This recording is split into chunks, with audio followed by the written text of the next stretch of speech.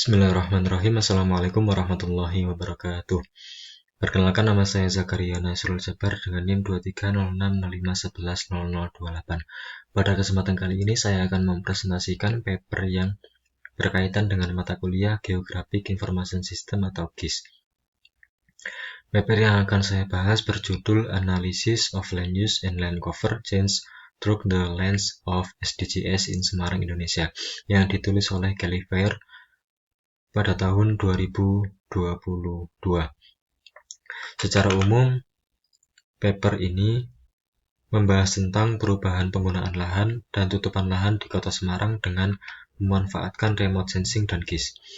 Topik utama paper ini adalah Land Use dan Land Cover Change atau LULCC.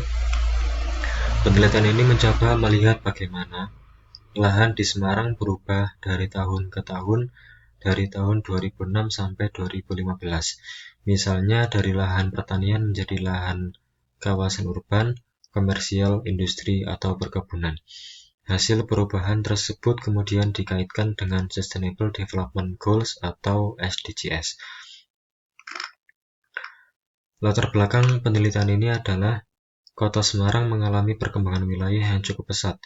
Semarang merupakan kota besar di pesisir utara Pulau Jawa, sehingga tidak hanya menghadapi tekanan pembangunan, tetapi juga risiko lingkungan seperti banjir rob dan penurunan muka tanah. Pertumbuhan penduduk dan aktivitas ekonomi membuat kebutuhan terhadap pemukiman, jalan, industri, dan fasilitas kota semakin meningkat. Akibatnya, beberapa lahan yang sebelumnya berupa pertanian, hutan, atau ruang terbuka berubah menjadi kawasan terbangun. Permasalahan inilah yang ingin dikaji dalam paper. Jika perubahan lahan tidak terpantau, maka dampaknya bisa berpengaruh terhadap lingkungan, ketahanan pangan, ketersediaan ruang terbuka, risiko banjir, dan kualitas hidup masyarakat. Hubungan antara pembangunan kota, perubahan lahan, dan keberlanjutan.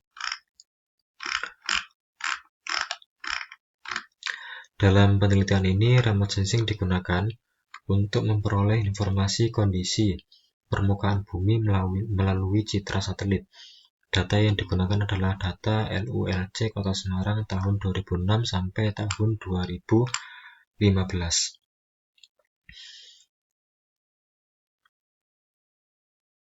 Data tahun 2006 menggunakan Landsat 5, sedangkan data tahun 2015 menggunakan Sentinel-2.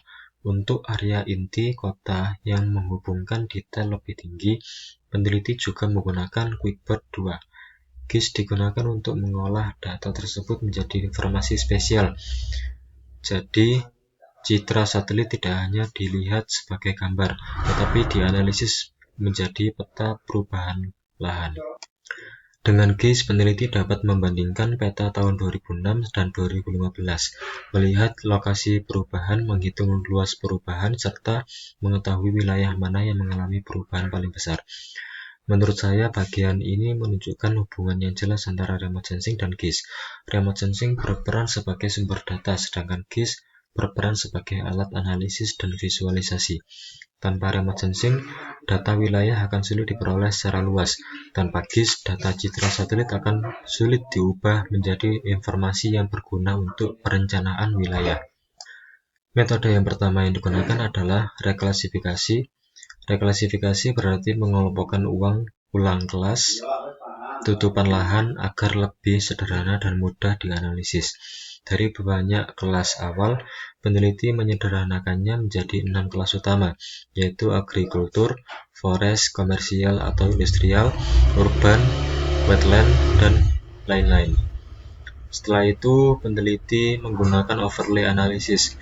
Teknik ini dilakukan dengan menumpuk peta LULC tahun 2006 dan tahun 2015. Dari proses overlay, peneliti dapat mengetahui perubahan yang terjadi. Misal, suatu wilayah yang tahun 2006 merupakan pertanian, tetapi pada tahun 2015 berubah menjadi kawasan urban. Metode berikutnya adalah Optimize Hotspot Analysis. Metode ini digunakan untuk mengetahui apakah perubahan lahan terkonsentrasi pada wilayah tertentu. Hasilnya menunjukkan bahwa perubahan banyak terjadi di wilayah pinggiran kota, sementara pusat kota relatif lebih stabil karena sudah lebih dulu berkembang. Peneliti juga menggunakan Continuous Change Detection dan klasifikasi atau CCDC melalui Google Earth Engine.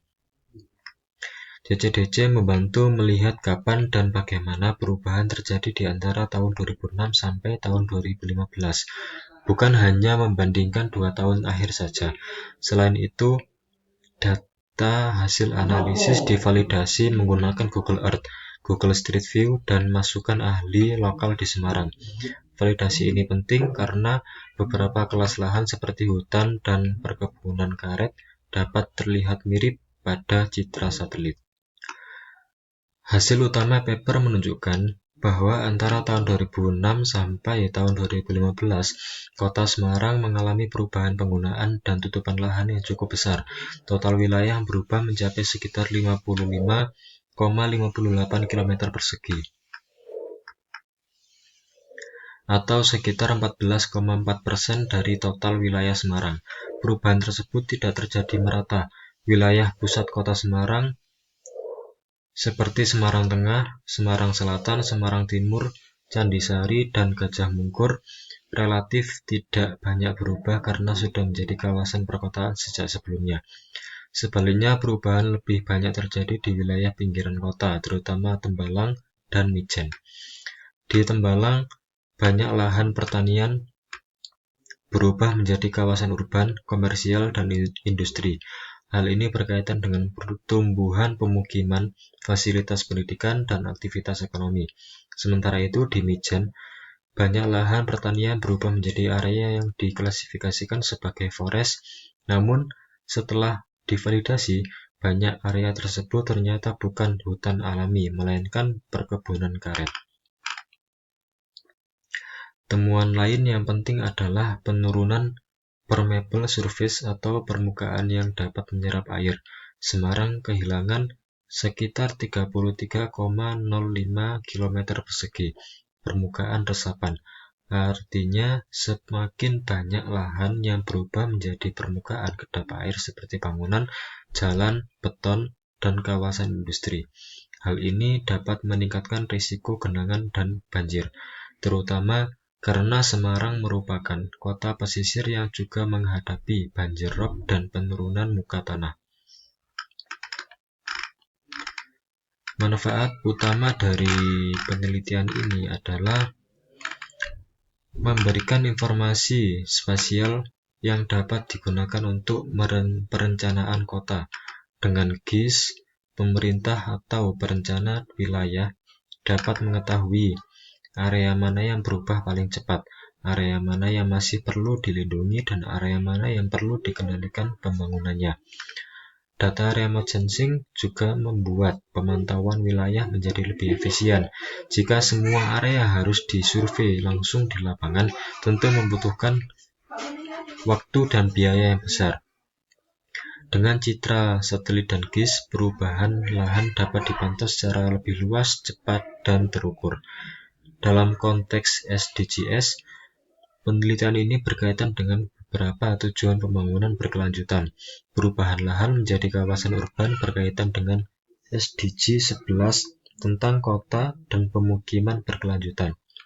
Berkurangnya hutan dan ruang terbuka berkaitan dengan SDG 15 tentang ekosistem darat.